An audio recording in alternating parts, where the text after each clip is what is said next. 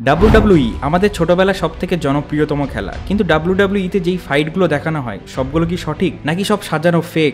এই কোশ্চেনটা যদি কেউ আমাকে 5 থেকে 10 বছর আগে করতো তাহলে আমি বলতাম যে ডাব্লিউডাব্লিউই হল 100% রিয়াল এবং তার সপক্ষে বিভিন্ন রকম যুক্তি খাড়া করতাম, এবং তারপরেও যদি আমি তাকে বোঝাতে ব্যর্থ হতাম যে ডাব্লিউডাব্লিউই হল 100% রিয়াল, তারপরে থাকতো আমার একটা শেষ যুক্তি, সেটা হলো অডিয়েন্স। আমি তাকে বলতাম আমি না হয় বোকা, সে আমি মানছি, কিন্তু এই যে হাজার হাজার দর্শক স্টেডিয়ামে ডাব্লিউডাব্লিউই এই ম্যাচগুলো লাইভ দেখতে আসে, তারা কি সব বোকা? আমি জানি আমার মতো একই প্রশ্ন তোমাদের মনে ওঠে। এই ভিডিওটা দেখার পরে তোমরা নিজে থেকেই ডিসিশন নিতে পারবে কি ডাব্লিউডাব্লিউই রিয়েল নাকি ফেক। এরকম ইন্টারেস্টিং টপিকের উপরে ভিডিও যদি ভবিষ্যতে আরও দেখতে চাও তো ভিডিওতে লাইক করে আমার মনোবল বাড়িয়ে দাও। ডাব্লিউডাব্লিউই এর নামের ফুল ফর্মেই লুকিয়ে আছে এর আসল মিনিং, ওয়ার্ল্ড রেসলিং এন্টারটেনমেন্ট। এই এন্টারটেনমেন্ট শব্দটির উপরে বিশেষভাবে নজর দাও। এন্টারটেনমেন্ট মানে কি? বিনোদন। এই গেমটা খেলা হয় শুধুমাত্র বিনোদনের জন্য। দেখো, ডাব্লিউডাব্লিউইকে 100% ফেক কিংবা 100% রিয়াল বলা চলে না। এখানে বেশ কিছু মুভ আছে যেগুলো রিয়েল। ডাব্লিউডাব্লিউইর যারা সম্পূর্ণ বিপক্ষে তারা বলে কি যে রিংয়ের উপরে উঠে যেসব জাম্পগুলো মারে এগুলো সব ফেক, এগুলো কম্পিউটারের সাহায্যে গ্রাফিক্সের মাধ্যমে করা। কিন্তু বিষয়টা এতটাও সহজ নয়। এই যে মুভগুলো তারা দেখায় এগুলো কিন্তু রিয়েল হয় এবং এর জন্য তাদেরকে আলাদাভাবে বিভিন্ন প্রশিক্ষণ নিতে হয়। যখন সব প্রশিক্ষণ কমপ্লিট করে একজন রেসলার সব কিছু মুভ শিখে যায়, তারপরেই কিন্তু ডাব্লিউডাব্লিউই ম্যানেজমেন্ট তাদেরকে খেলার পারমিশন দেয়। এই মুভগুলো পারফর্ম করার সময় প্রতিটা ডাব্লিউডাব্লিউই প্লেয়ার এটা খেয়াল রাখে যে এই মুভগুলো পারফর্ম করার সময় যাতে অপোনেন্ট প্লেয়ারের খুব বেশি ক্ষতি না হয়। এবং বেশ কিছু মুভ আছে যেগুলো সম্পূর্ণ ফেক। আন্ডারটেকারের একটা বিখ্যাত মুভ আছে যে পা ওপরে করে মাথা নিচে ঠুকে দেয়। এটা তুমি ভালো করে লক্ষ্য করলে দেখবে আন্ডারটেকার অপোনেন্টের মাথা নিচে ঠোকার আগে নিজের পাটা ফেলে দেয় যাতে অপোনেন্টের কোনো বিশেষ ক্ষতি না হয়। শুধু এই নয়, এরকম হাজারো উদাহরণ আছে। যেমন রোমান রিংসের এই কিকটা দেখো, এই কিকটা লাগার আগেই কিন্তু দেখো অপোনেন্ট পড়ে গেল। এরকম ভুরি ভুরি উদাহরণ কিন্তু আছে ডাব্লিউডাব্লিউইতে।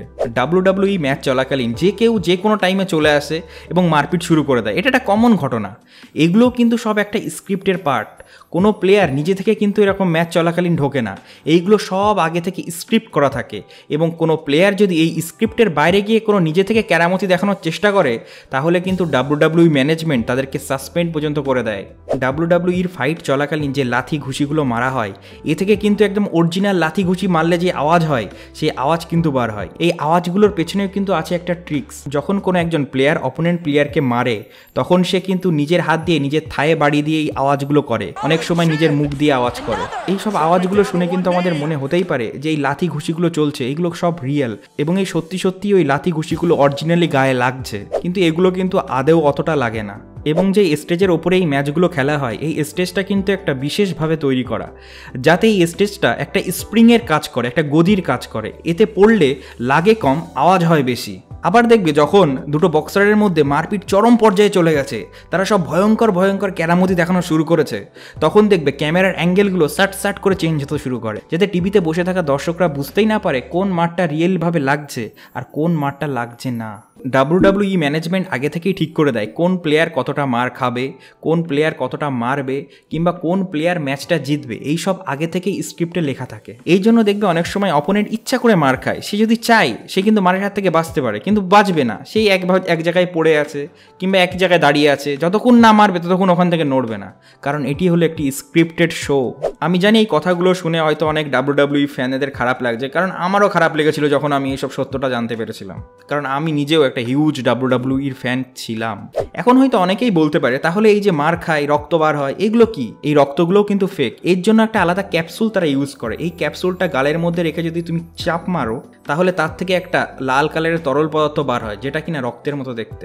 হ্যাঁ, অনেক সময় এটাও হয় যে ম্যাচ চলাকালীন দুর্ঘটনাবশত অনেক সময় লেগে যায়, কেটে যায়, তখন কিন্তু অবশ্যই রিয়েল রক্তও বার হয়। এবার আসা যাক মেন পয়েন্টে, যেই যুক্তিটা দিয়ে আমি ছোটবেলায় তাবর তাবর লোকদের কাবু করে দিতাম যারা বলতো ডাব্লিউডাব্লিউই ফেক। যেই অডিয়েন্স, এই দর্শক, এই হাজার হাজার দর্শকরা যে দেখতে আসে ম্যাচ, তারা কি বোকা? ব্যাপারটা কিন্তু এত সহজ নয়, তারা কিন্তু বোকা নয়। এটা একটা উদাহরণের মাধ্যমে বোঝানো যাক। মনে করো একটা সিনেমা, একটা অ্যাকশন সিনেমা। আমরা জানি কিন্তু এই অ্যাকশন সিনেমায় দেখানো অ্যাকশনগুলো সব ফেক।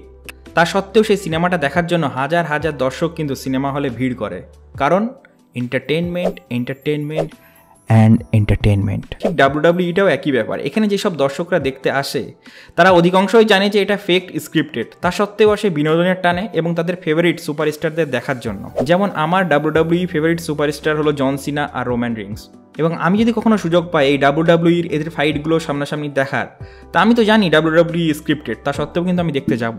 সব শেষে আমি একটা কথাই বলবো যে অরিজিনাল বক্সিং হলো এটা, যেটা খেলে অলিম্পিকে মেডেল জেতা যায়। কিন্তু তা সত্ত্বেও আমরা এইসব বক্সিং দেখি না, কেন জানো? কারণ এর নামের পেছনে ওয়ার্ল্ড রেসলিং এন্টারটেইনমেন্ট, এই এন্টারটেইনমেন্ট শব্দটি নেই।